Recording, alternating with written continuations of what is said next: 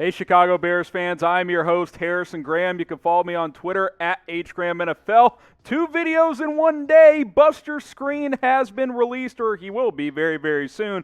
And some news around the hiring of a former head college football coach. We'll hit that as well. But first, this is why you subscribe. 2 videos in one day? Come on, how many Bears channels are doing that? We are closing in on 23,000 subscribers, less than 200 away. So hit that big red button and subscribe. Videos every single day, sometimes multiple videos on certain days because we're covering the latest news, rumors. We go live on Tuesdays. If you're watching on Monday, be sure to join us on that. Go ahead and subscribe right now. So the Bears are going to cut Buster Skrine. Not sure if this is officially official, but it is going to happen. They are going to release the veteran cornerback who had 1 year left on his deal. This is per Adam Schefter, who first had the note that the Bears are releasing Buster Skrine, which is a no-brainer, which is something we've been talking about for quite a while. Now, this will save almost $3 million in cap space by releasing the veteran cornerback, which is why this made a lot of sense considering what happened toward the end of last season. What happened toward the end of the last year, you guys ask? Well, he missed the final 4 games plus the wild card round in concussion protocol, which is a bit of a red flag. If you're in concussion protocol for more than a week or 2, that means there could be lingering effects there. Plus, Buster Skrine didn't play that well last season. His cap hit of over $6 million was simply too expensive for what he brought to the table as a nickel back. So, what's your one-word reaction to the Bears releasing Buster Skrine? Let me know what you guys think in the comments. One-word reaction to Chicago cutting the nickelback. For me, more than one word, it's a no-brainer. If you count that one word, it's a hyphenated word there. We'll count it here on Bears Now. We're doing 2 videos for you guys. We're going to go ahead and count that. No-brainer.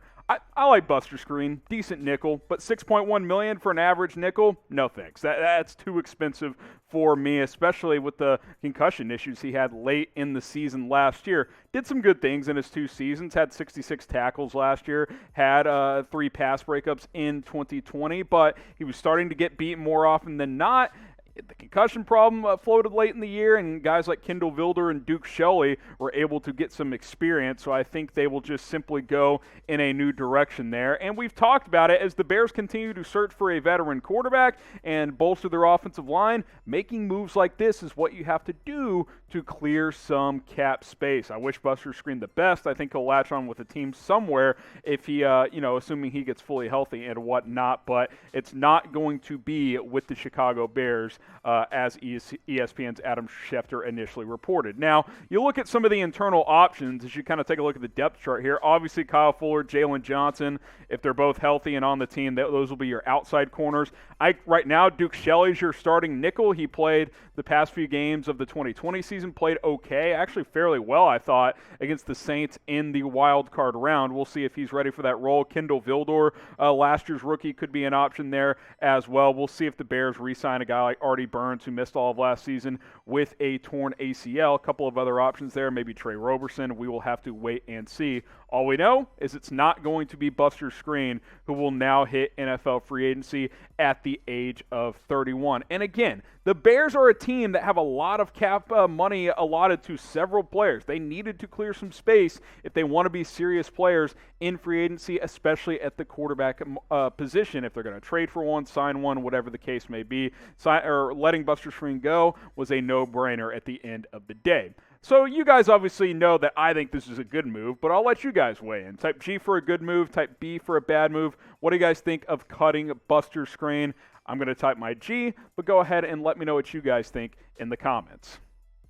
Now, if you've been subscribed to this channel, you would have known we talked about this over a month ago. Buster Skrine was a prime salary cap cut candidate, which we broke down 5 or 6 players that the Bears could cut to save some money. Skrine was one of those.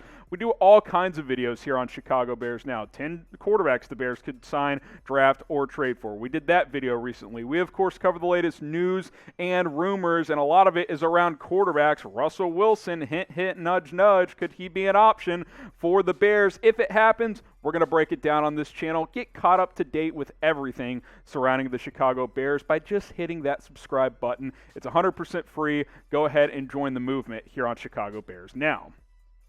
Now, this wasn't the only news of the day surrounding the Chicago Bears. Out of left field, the Bears announced that they are hiring Tom Herman as an offensive analyst. For those of you who do not know, he has spent the last 4 seasons at the head coach for the University of Texas.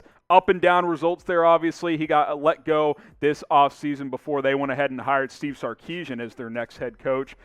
Never been on an NFL staff. This is certainly an interesting move. I think he would have latched on as a college OC had Texas moved on from him earlier in the college kind of coaching carousel cycle, but they kind of waited to the last minute. So for Herman, a lot of jobs were taken by then, not a lot of opportunities. So he latches on as an analyst with the Chicago Bears, and this is interesting. Like, I don't know what other word to really describe this as other than interesting. I don't know if it's going to be good. I don't know if it's going to be bad. I don't know if it's really going to be that impactful at the end of the day. What I do know is recently as a few years ago, this guy was regarded as one of the true up-and-comers in college football as an offensive mind. And as a lot of you know, college concepts continue to be more incorporated into the NFL every single year. We'll take a look more at Herman and what he's done recently in just a second. But first, give me your thoughts on Tom Herman. You know, it could be a sentence, it can be one word. How do you guys feel about bringing Tom Herman into this coaching staff? Let me know what you guys think down in the comments on that one. I'll be curious to see what your guys' thoughts are. And if you don't really know much about Herman, well, here's what he's been up to the last 6, 8, 9 years. Texas head coach. 32-18, not bad. Certainly not standards for the University of Texas, but they did some good things. He won a Sugar Bowl there. Their offense certainly improved under him, although there was some questionable play calling at times.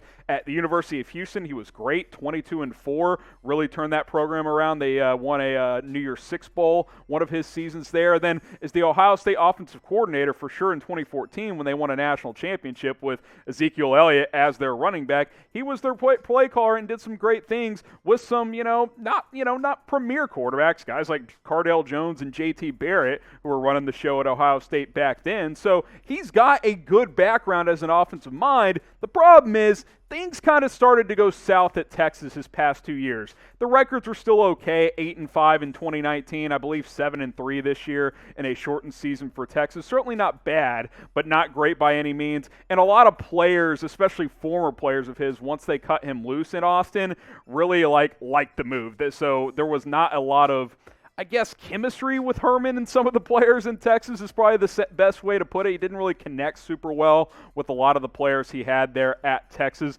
Does that really factor in the NFL? I don't know. He's an analyst, which means he'll probably be doing a lot of film study, in quite all honesty, for the Bears. Really just an opportunity for him to take a step back, be on an NFL staff, and then reset his career as we move toward 2022 after this season. So do you like the hire? Why for yes and for no? Simple question here. Do you guys like the hire of Tom Herman? Go ahead and get your votes in. I don't mind it. I don't know what to really make of it. Offensive analysts, defensive analysts like Mike Pettin on the defensive side, what do they really do? It's kind of hard to measure what their impact is on a staff at the end of the day. But let me know why for yes or and for no.